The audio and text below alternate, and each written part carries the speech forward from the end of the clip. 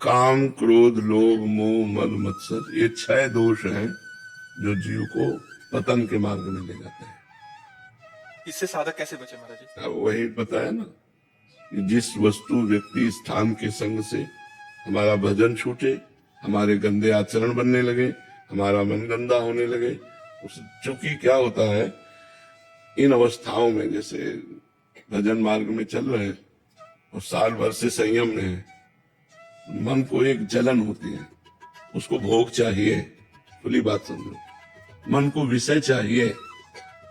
अब कोई विपरीत शरीर वाला पुरुष को स्त्री मिल गया या स्त्री को पुरुष शरीर वाला मिल गया और दोनों साधक हैं, दोनों संयम में चल रहे हैं, पर दोनों का जो ही मिलन हुआ वो हमारा तुम्हारा पूर्व का संयोग है और फिर वो गलत आचरण शुरू हो जाते हैं।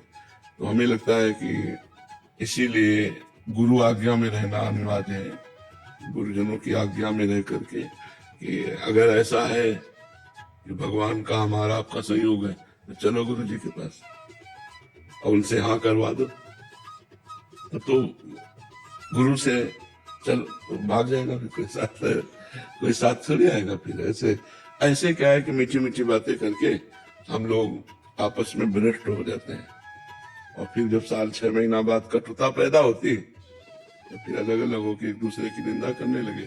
फिर साल 6 महीना रहे तो फिर वो याद आने लगता है विषय सेवन, जहाँ विषय सेवन याद आया फिर वो काम जगा, फिर दूसरा कोई मिल गया, फिर भ्रष्ट हो गया। ऐसे जन्म के जन्म हम गंवाते चले आ रहे हैं। बहुत मिठास है सोचने में, ध्यायतो विषयान पुंसान संगास्तेषुपजायते संगात संजायते कामा।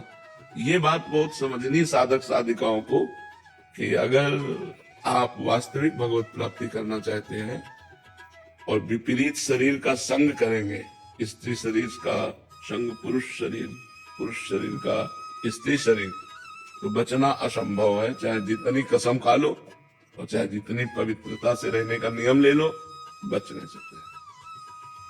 आज नहीं तो कल, कल नहीं तो परसों आप भ्रष्ट भी हो जाएंगे। अगर स्त्री शरीर को आजीवन ब्रह्मचर्य रहना है तो ऐसे कथा सत्संग आदि की बात अलग है, अपने वास में, निवास में प्रवेश नहीं होना चाहिए।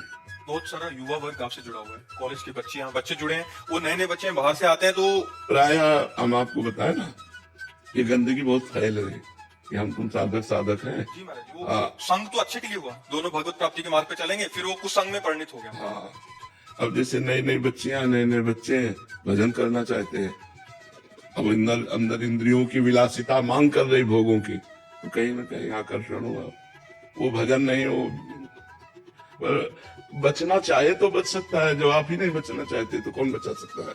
जब आप ही भ्रष्ट होना चाहते हैं, बिल्कुल लकीर खींच दे और भगवान का भरोसा रखे, भजन करे तो बच जाए, नहीं तो मन बहुत बेईमान है ना, वो ऐसे राजी कर देता है कि यार कुछ तो है जो संसार आसक्त है, इसमें साधक सोचता है और मेरा मन लालच, एक बार देख लेते हैं, और एक बार गया कि ऐसा दलदल है, निकल पाना बड़ा कठिन होता है। तो हमें लगता है जिसके संग से हमारी इंद्री, हमारा मन भगवान से विमुख होकर भोगों की तरफ जाए, वो सीधा कुसंग है। कोई भी हो, मन बड़ा बलवान है, जब तक भगवत प्राप्ति नहीं हो जाती तब तक ये भ्रष्ट कर सकता है, चाहे 50 वर्ष का हो चाहे 80 वर्ष का हो, ये कुछ इससे फर्क नहीं पड़ता, मन में कोई फर्क नहीं पड़ता। चाहे वो 80 वर्ष का वृद्ध हो, वो भ्रष्ट आचरण की तरफ चेष्टा करेगा। जब तक मन भगवदाकार नहीं हो जाता, मन ब्रह्म साक्षात्कार नहीं कर लेता, तब तक ये सब हालत बनी रहेगी। और ये बहुतायत होगा। बहुतायत इसलिए होगा कि इंद्रियों को रोकना और मन को रोकना बहुत कठिन है।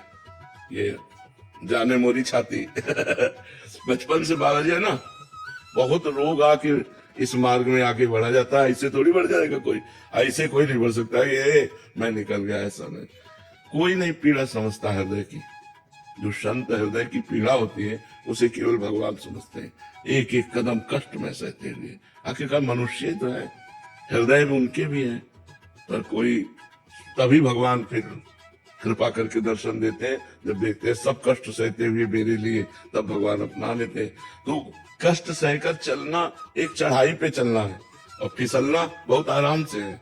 तो फिसलने के तो बहुत चांस है और चढ़ने के बहुत कम चांस है। चढ़ने में थोड़ा, फिसलने के तो गली गली चांस है, चाहे जहां फिसल जाओ, लेकिन चढ़ने के बहुत कम चांस है। तो अपने को बचाना चाहिए। अपने को अब इतना दृष्टि में तो समझ में आ ही जाता है कि हम फिसलने जा रहे हैं, और पर वो फिसलना अच्छा लगता है, बात ये है ना। इसलिए साधुकों से प्रार्थना है कि गृहस्थ धर्म को अपना करके चलो, पाप कर्म मत कर। अगर आपके मन में पुरुष या स्त्री के प्रति आकर्षण है तो आप गृहस्थ धर्म भगवान ने बनाया है। चोरी चोरी क्यों, भयभीत होके क्यों, स्वीकार करो, दोनों पति पत्नी बन जाओ, तो गृहस्थ धर्म में आराम से चलो और भजन करो। और जब तुम्हारा भोगों से मन निवृत्त हो जाए, दोनों कसम खा के वैराग्य ले लो अंदर वाला और भजन करो। नियम ले लो कि आजीवन ब्रह्मचर्य रहेंगे, अब भजन करो। वो तो ठीक हमें लगा, लेकिन ऐसे इधर उधर दृष्टि मारना हो, ये सब, तो चाहे बच्ची हो चाहे बच्चा हो, चाहे साधक हो चाहे साधिका हो, हम प्रार्थना करते हैं कि यदि विरक्त मार्ग में कदम रखो तो आजीवन जलना ही हमारा शब्द याद रख लो। जलना है, सिर्फ जलना है, क्योंकि जब तक पूरे पाप नष्ट नहीं हो जाएंगे, जब तक मन इंद्रियां पवित्र नहीं हो जाएंगे, तो भगवान का दर्शन खिलवाड़ समझते हो क्या? निर्मल जन मन सो मोहि पावा, मोहि कपट छल छिद्र न भावा। भगवान क्या कह रहे? कपट छल दोष इनका त्याग करके जिसका मन निर्मल हो गया है वो मुझे प्राप्त कर लेता।